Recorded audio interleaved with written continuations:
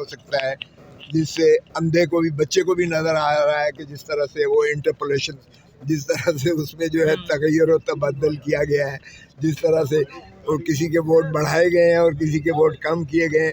اب تو ان کی اپنی آفیشیل ویب سائٹ پہ آ گیا ہے. اس کے بعد بھی کوئی گنجائش رہ جاتی ہے کہ ایسے ایوان کو پوتر سمجھا جائے جنہوں نے اس ملک کے جو ہے 5 سال کا اگلا تقدیر کو لکھنا ہے یا بنانا ہے.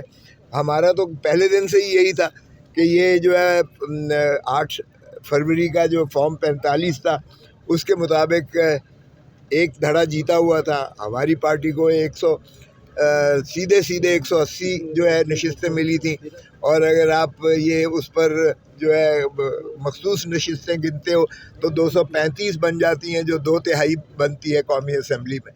اور اس لیے ہمارا تو بڑا واضح موقف تھا کہ یہ اس دن اگلا 9 فروری کا جو فارم 47 ہے یہ اس کے کمالات ہیں کہ آج ماشاءاللہ جو وزیر اعظم بنے ہیں، جو ہارے ہوئے تھے، جو ان کے بڑے بھائی صاحب جو ہے نواز شریف صاحب جو ڈاکٹر یاسمین سے ہارے ہوئے تھے فارم 45 پہ 8 فروری کو عوام نے مسترد کیا، ان کو بھی ساتھ ہی نیوانوں میں بٹھا دیا.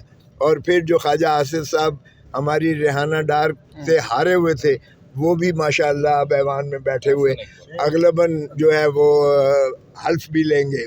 حسن اقبال صاحب جو ہارے ہوئے تھے وہ بھی نہ صرف حلف لیا ہے بلکہ میرے خیال میں وہ وزیر بھی بن جائیں گے.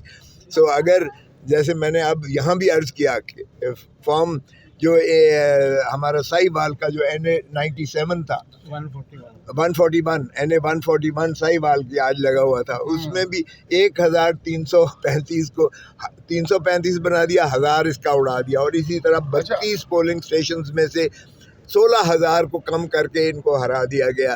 اور وہ نظر آ رہا تھا فراڈ جو ہے کیا ہوا، اور اب تو آشکارا ہو گیا جو خود الیکشن کمیشن نے آفیشیل ویب سائٹ پر جو جاری کیا ہے. ہم سمجھتے ہیں کہ، اور میں نے کہا کہ شورن آف موریلٹی اٹ از باربیرٹی. پھر تو جنگل کا قانون ہے اگر اس میں اخلاقیات اور اس میں اگر صداقت کو آپ نکال دیتے ہو. سچائی اور صداقت کے بنا حکومت یا یہ ایوان یہ فراڈ ہوگا، پھر یہ عوام کے حقوق پر ڈاکہ ہوگا، یہ عوام کے مینڈیٹ پر ڈاکہ ہوگا. پہلے تو دھن دولت چرا کے جایا کرتے تھے شریف برادران لندن میں، اب یہ انہوں نے مینڈیٹ بھی لوگوں کا چرایا ہے. تو اس لیے میں سمجھتا ہوں کہ یہ جو ہے ہمارے مینڈیٹ کو پہلے ریسٹور کریں. اگر ان ایوانوں میں یہ چاہتے ہیں کہ یہ چلیں اور جمہوریت کا پہیہ آگے چلے، اور حکومت کا کوئی جواز نہیں ہے جو شہباز شریف ہارے ہوئے ہیں ان کو وزیر اعظم. خورشید صاحب اب تو حکومت بھی بن گئی ہے، وزیر اعظم بھی بن گئے ہیں، تو ان الیکشن کمیشنز کے آپ چکر لگا رہے ہیں، ڈیلی بیسس پر آ رہے ہیں، اس سے کوئی فائدہ ہوگا؟ کیونکہ حکومت تو بن گئی ہے، اب وہ کابینہ بھی بننے والی ہے. دیکھیں فائدہ ہو یا نہ ہو، ہم کسی فورم پر ہم نے جو ہے اپنا ہر جگہ نالش کرنی ہے، ہر جگہ اپنی آواز اٹھانی ہے، ہر جگہ عوام کے حقوق کی بات کرنی ہے. عوام ہم سے پوچھتی ہے، مجھ سے جو 45,000 ووٹوں سے جیتا ہوں مجھ سے بھی پوچھے گی کہ ہم نے تو بھائی ووٹ دیے PTI کو، ہم نے عمران خان کو ووٹ دیے، ہم نے جو ہے آپ کو اس لیے اس ایوان میں تو نہیں بھیجا کہ آپ جعلی لوگوں کے ساتھ بیٹھیں اور ایک فراڈ کا حصہ بنیں. ہم یہاں بھی کہیں گے، پارلیمان میں بھی کہیں گے، عدالتوں میں بھی کہیں گے، اور عوام کے سامنے ہم سرخرو ہوں گے کہ ہم نے اپنا حق ادا کیا. اتوار کو کہاں سے لیڈ کریں گے احتجاج کو آپ؟ اتوار کو دیکھتے ہیں، کیونکہ سوموار کو یہاں کیسز خان صاحب کے بھی لگے ہوئے ہیں، پارٹ ہیڈ اپیلیں ہوئی ہیں. لاہور سے ہم آج میرے پاس آ رہے ہیں، ہم جامع ایک منصوبہ بنائیں گے. باقی اسلام آباد سے دوسرے شہروں سے جو بھی ہمارے منتخب ہوئے ہیں، چونکہ لاہور کا میں منتخب شدہ نیشنل اسمبلی کا ممبر ہوں اور میرے ساتھ صوبائی اسمبلی کے ممبر بھی کوآرڈینیشن میں ہیں، تو ہم انشاءاللہ سارے بھرپور انداز سے پاکستان میں عوام کا جو ہے. کور کمانڈر کی کانفرنس ہوئی ہے اور انہوں نے کہا کہ الیکشن بالکل صاف اور شفاف تھے.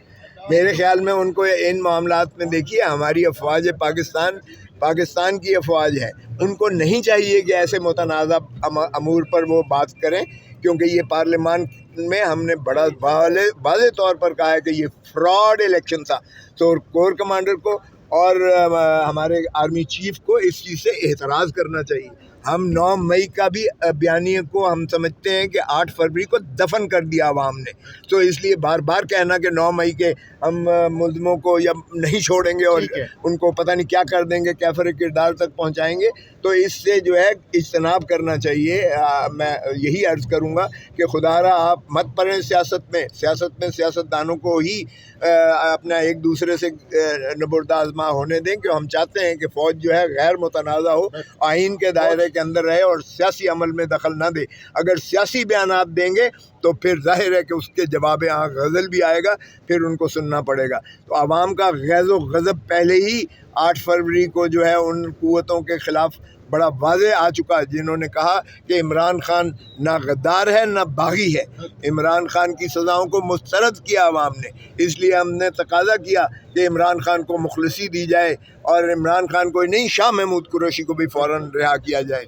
और हमारे जो है गुजरात के चौधरी परवेज़ इलाही को भी फौरी रिहा किया जाए, डॉक्टर यास्मीन को भी रिहा किया जाए, एजाज चौधरी को भी रिहा किया जाए, सनम और दीगर हमारे जितने 9 मई के कैदी हैं उनको फौरी रिहा किया जाए। सो इसलिए ये कहना कि नहीं छोड़ेंगे किसी को, खुदारा आप सियासत में मत पड़ें। हमने जुडिशल कमीशन का तकाजा किया है, इसको एंडोर्स किया है हुकूमती बेंचों ने।